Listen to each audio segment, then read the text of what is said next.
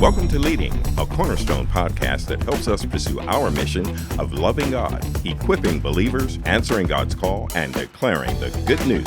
Thanks for joining us today. Here are your hosts. Welcome back, Cornerstone. We are wrapping up Matthew today. What's up, Mike? Hey, Henry. Are you ready for this? We're there. This is going to be the last thing on Matthew, and then we will probably continue depending on what the next series is. Do you have some insight, or is that still? We do. I want to say, how awesome is it that we've been on this journey for 10 months going through Matthew? It's been awesome. And it's been so great to journey through what Matthew's explained to us, pointing out Jesus being, from the line of David, and continues to point to him being the one and only Messiah. Yeah. And I'm not even Jewish, and I'm convinced. Yeah, I'm very convinced by this point, and to get to the point now, 10 months later, where we're getting to hit, the climax of the Great Commission and talk about the day. I'm really excited. Yeah, but moving forward after the wrap-up now of Matthew, we are going to be moving forward into a really great topic before we hit Christmas, and that's God's design for the family, which I'm incredibly excited for as someone who has a couple kids and a wife, and you yourself. Yeah. I know that this is going to be just a really great experience to be reminded of what our roles are, what God designed us for, and how we can flourish as a family of believers. So I think it's going to be a really insightful series, and looking forward to getting a chance to digest that further with you on the podcast as well. I'm excited and looking forward to talking about God's design for the family. So you have to tune in next time as we wrap. I can't give all the details away. I mean, you gotta come back. Got to come back. That's we're using Jerry's catch That's line, right? right? Gotta come back next week. So we're gonna wrap up Matthew 28, the Great Commission. I've thought it's a short section. Would you mind just reading the verses, Matthew 28, 16 to 20? Yeah, absolutely. Now the 11 disciples went to Galilee, to the mountain to which Jesus had directed them. And when they saw him, they worshipped him, but some doubted. And Jesus came and said to them, "All authority in heaven and on earth has been given to me. Go therefore and make disciples of all nations, baptizing them in the name of the Father and of the Son and of the Holy Spirit, teaching them to observe all that I have commanded you. And behold, I am with you always to the end of the age." That's so cool. And Matthew doesn't go into all the things that the other Gospels go into. So there's been some time here between Jesus' resurrection and then them going up to the mountain here. But now that they're gathered, the 11 disciples are gathered, Jesus just drops the Great Commission on them. Yeah, here you go. Right? This is what you're to do. Yeah. I love they saw him, so they've seen him. They've, Jesus is coming and going, and then he calls them to the mountain, and they immediately see him and start worshiping him, right? Yeah. And what a different picture that was. I think Jerry mentioned it, of the scene where it was Peter and John up on the mountain at the Transfiguration, and Peter's like, "Oh, let me make you guys, all three of you guys tents," and it was Moses and Elijah and Jesus, and now it's just a complete different mindset, right? Yeah. Of, we're just dropping to his feet and worshiping him. Yeah, and I mean, and then there's still the human element that plays into there, right? Because it says they worshipped him, but some doubted. Yeah, they're seeing. I read a commentary that the doubt was even more convincing, and that's why what Matthew mentions here is the doubt is sometimes you see something in disbelief, right? It's there, but you're like, oh man, did that really happen? Yeah. Maybe we see a car wreck, and it's just so surreal that you're like, whoa, and you see it on TV, and you for a second doubt. You're like, that is got to be fake, right? Yeah, you have a hard time comprehending what's happened. Yeah, there's just so much that can't be explained that my eyes are faking me out, and I feel like that's the doubt here. But it adds to the fact that it did happen. Going back to facts and fiction, the doubt is something natural that does come because our mind can't comprehend. And again, they're still kind of comprehending a resurrection here. Yeah, there's so much let's not just act like that wouldn't have been hard to digest. Yeah. Right. The whole process of death on the cross, resurrection, him in the human form that he's in, but also the scars and everything that's there, and like some part of that would probably play with you mentally. Yeah. Of like, what is this? Is this really happening? Yeah. Is this, you know what I mean? They didn't understand him when he kept trying to explain that he was going to die in general. So let alone the resurrected version of him would definitely create some, I like the way you phrased it, like more bewilderment or disbelief of like, am I seeing what I'm seeing? Exactly. And you were saying, kind of in our chat before this, is that doesn't discredit us, right? Like, yeah, I found encouragement from that, and I think we should, as believers today and what we're doing, understand that doubt doesn't disqualify us, and I think that's a great thing that we need to not overlook from this moment in the Great Commission. If that was something that Jesus could have called it out right there and been like, those who doubt, this isn't for you. Right. See you later. Even the doubters, right? Yeah. And it's not faithlessness. It's not those that don't believe Jesus. Yeah. They're just doubting that this is actually happening. Yeah. Right? It's that bewilderment. Are my eyes deceiving me right now? They are followers and disciples of Jesus. So they are believers. Yeah. It's just in this moment they're like, I don't know. They second guessed, right? Yeah. And let's be honest, there's times where just like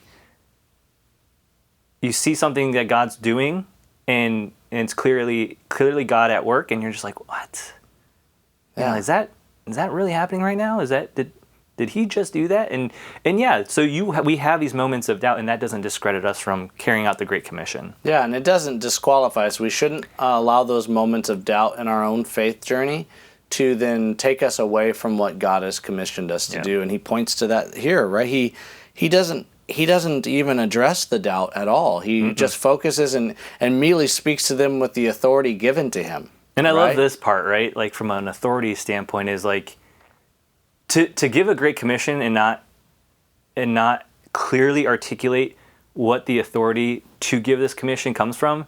It would leave us generations later of like, well, was that like Paul or was that Matthew that's telling us to do this? Yeah. Like, who gave you this authority? It couldn't be clearer, right? Like if we get like a passport or like a license, right? What is the authority behind that? Like, can I trust that someone's going to say and recognize who I am? I am as a U.S. citizen because that has the authority and backing of the United States of America. Yeah. And similar to other nations, like the nations have the authority to issue an identification card, right? And Jesus goes out and just like all of it.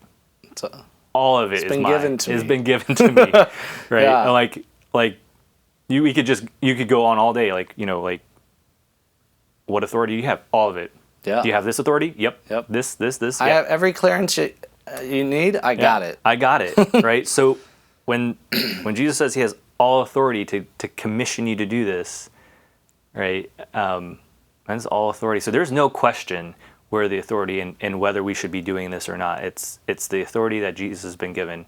And I think one of the things we need to realize in that, because I know that so many people, and at times myself, have gotten in my own head about how do I approach that, how do I do it, get into the weeds of my own mental capacities or ability to do so. Yeah. You have to realize, yes, this is the Great Commission, but the Great Commission isn't just a command. It's a partnership, right? God is with us, right? He's not just saying, go and do this and you got this and good luck. He's saying, I am with you to the end of the age, right? I am with you. Like, man, we can't forget that. That is like so essential in the fact that as we go and are doing these things, we're not doing them alone. We're doing that with him and his guidance and his leadership. And we need to find confidence in that and realize, like, if you treat it as a partnership and you go, well, who am I partnering with? And you're like, I'm partnering with Jesus. You're like, I mean, and what authority does he have? All of it. All of it. All of it. Oh. You mentioned that, and it brought up something really interesting. Is that authority, and then who Jesus says he is and what he's done is so foundational to overcome some of the rhetoric today of like, well, what gives me the right to like impose on, you know, my right and my truth kind of I'll live as I want. And so like this gives us the authority and the permission. If we believe Jesus is who he is, God gave him all the authority, and Jesus now commissioning us to go and make disciples. And we'll cover that specific part in a little bit here, but I think that gives us that permission. So if we're in our head and we're seeing like, well, they're really, that individual or that family member, I don't want to touch that. They're doing just fine. I don't want to turn upside down their life or start a relationship with them or whatever excuse you're making. Yeah. It is giving you the pass, right? It's giving you the license, the authority, the commission to go and tell them about Jesus, right? Tell them about all that he's taught. And then if it leads to their salvation, baptize them in the Father, Son, and the Holy Spirit. Well, I think that's a good point that we should think about too, and I don't know that we do that a lot. It's like, the question we need to be asking ourselves is like, what excuse am I holding on to that he's already overcome with his authority and presence? Yeah. Right? Because he's pointing it to us now. We've seen the life he lived. We've seen what he did on the cross. We've seen the resurrection, right? And he's saying, I'm giving you the authority that's been given to me over heaven and earth, and I am with you.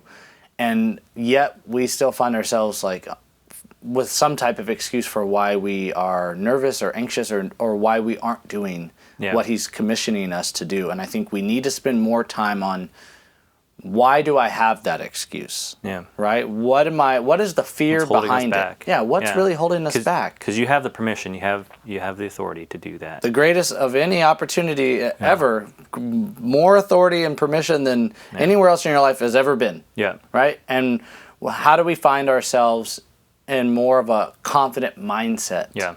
Right? Because I think when you talk about this whole like my truth movement and this culture that has gotten to more of a like post-Christian fear of man over fear of God space, we need to understand in that we've allowed ourselves a lot of excuses for why we are unwilling to go and tell others about. And not fulfilling the commission, right? Not fulfilling and obeying God and making disciples. And so that leads us into, just what is that, right? Yeah.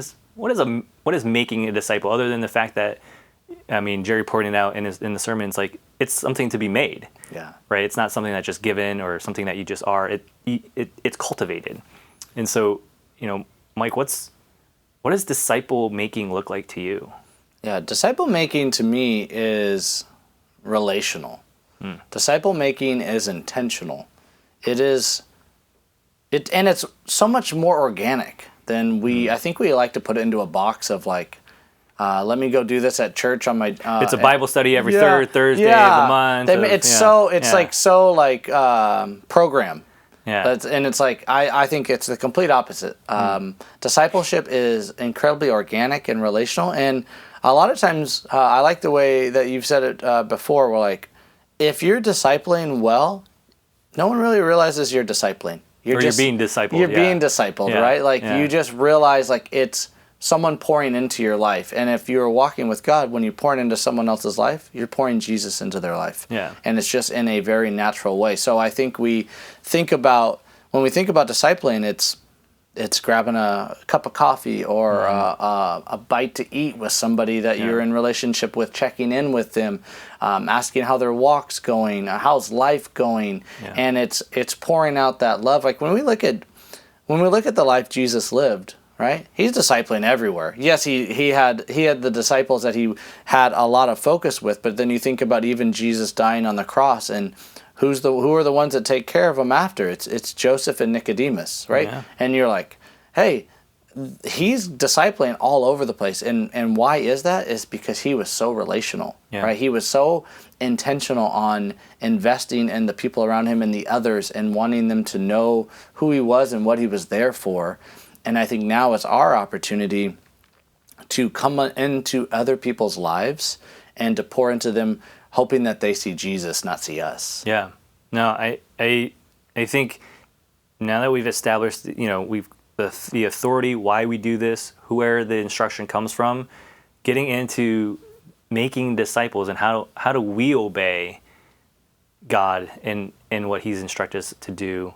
It is to establish those relationships, intentional relationships. And you're right, it looks different. All right, I think it looks different across the board.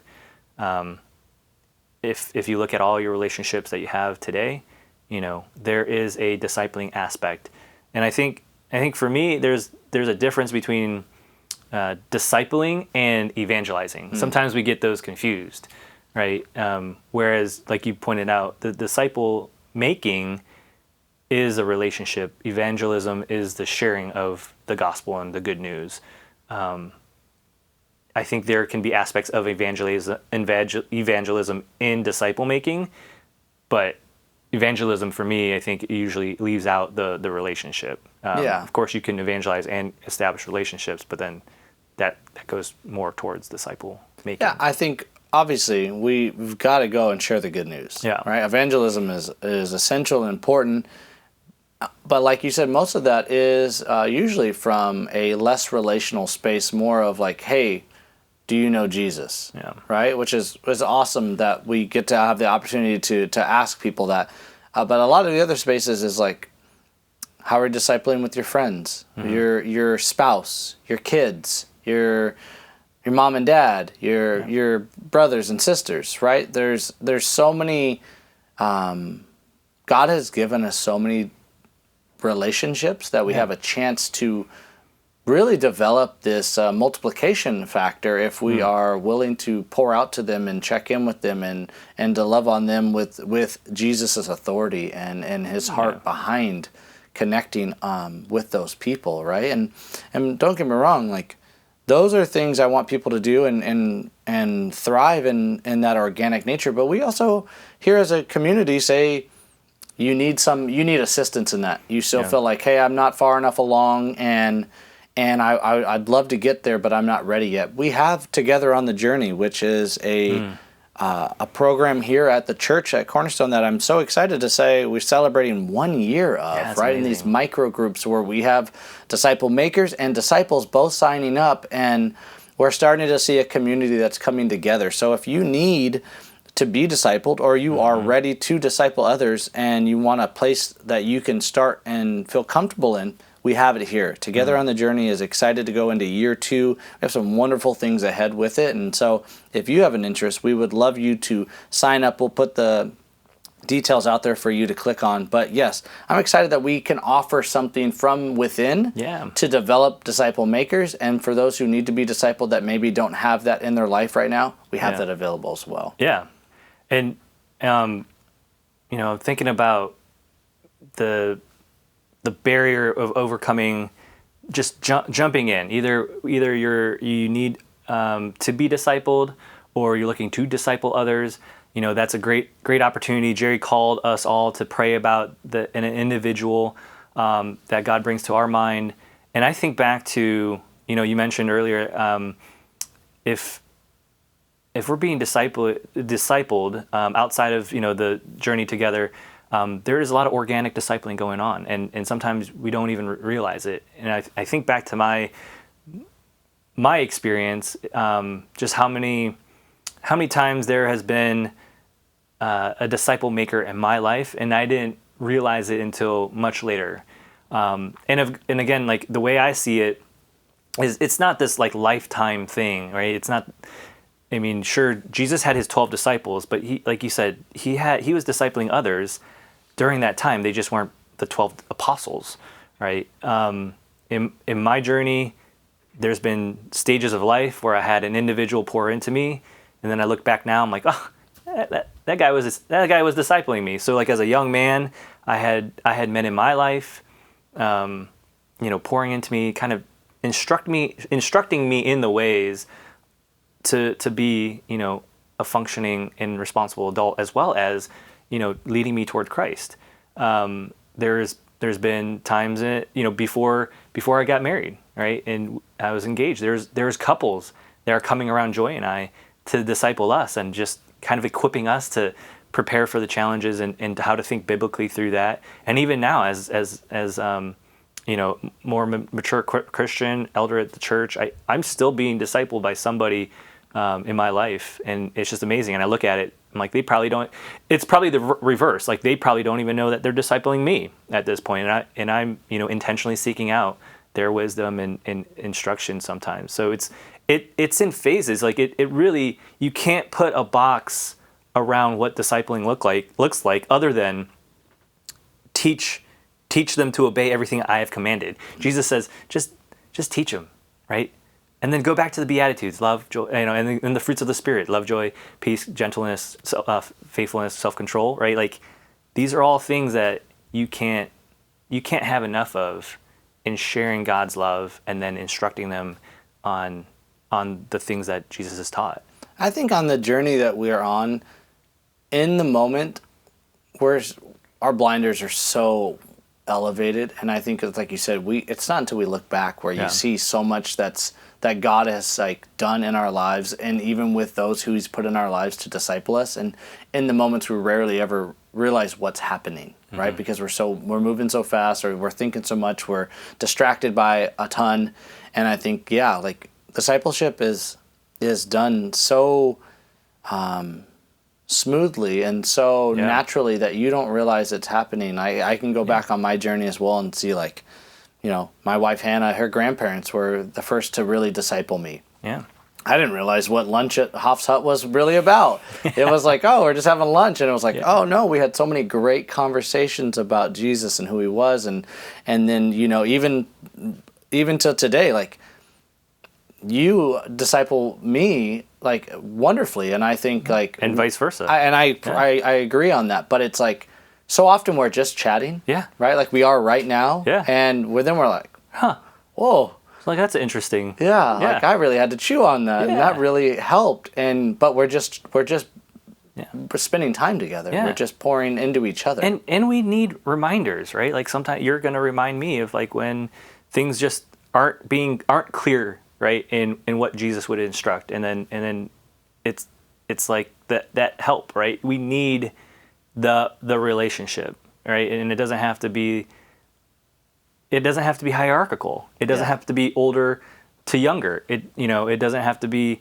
mature to immature. It is literally making disciples of all nations, baptizing them in the name of the Father and the Son and the Holy Spirit, and teaching them to obey. It doesn't say elders teach, the youngers. I mean, we can get into Titus, but it really is just creating relationships and reminding each other about what Jesus has taught us, and then going out to those that have yet to know Jesus and telling them about, again, what Jesus has done for them, and then also what Jesus is teaching. I think a helpful way to look at it, that's been helpful for me, and a lot of heart behind my desire for others to grow in their relationship with Jesus, is as we meet people, are we helping them meet Jesus? Right? How can we make sure that they know of Him, that they understand who He is, what He did, and what He did for us and for them, and realizing it. When I do that, I make life a lot less about me and a lot more about how can I point people to Jesus. And I think that can be what we take from this and really utilize of make it about Him, and let the little stuff start really just being the big plays for you. Don't make it this big extravagant thing. It doesn't need to be, right? When, like you said, don't make discipleship this mountain that you're can't climb. No, it's like when you introduce a friend, an acquaintance to an acquaintance, or a friend to another friend, and you're creating a bigger circle, right? It's like a lot of times at church, I'm like, oh, you got to meet Michael, right? You got to meet Michael, right? And to me, it just seems like you got to meet this guy that has changed my life, right? He's changed my life. I am not the same person. I'm thinking differently. I have an inheritance because of this guy. I want you to meet him. If he was here, if Jesus was here, you'd probably be introducing him to everybody, right? It's just oh, you got to meet my friend.